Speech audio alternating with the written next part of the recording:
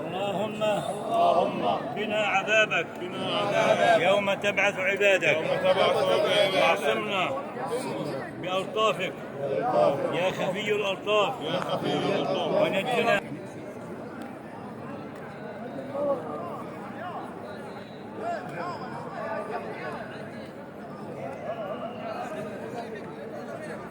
اللهم اصلح لي ديني الذي هو عصمة أمري واصلح لي دنياي واصلح لي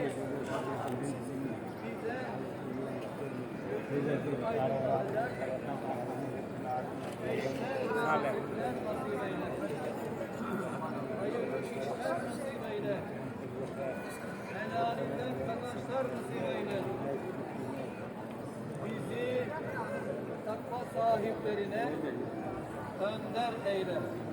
Ey Rabbim, bize rahmetinden ve hayırlısından ihsan eyle.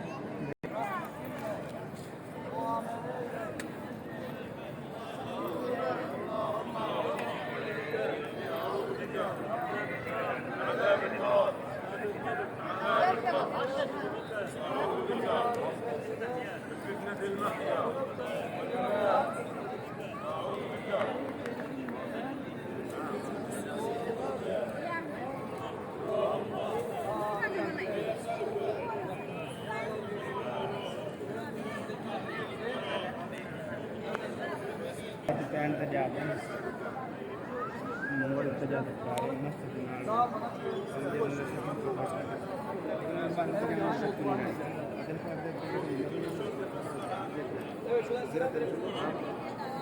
O zemzem yerine geçelim.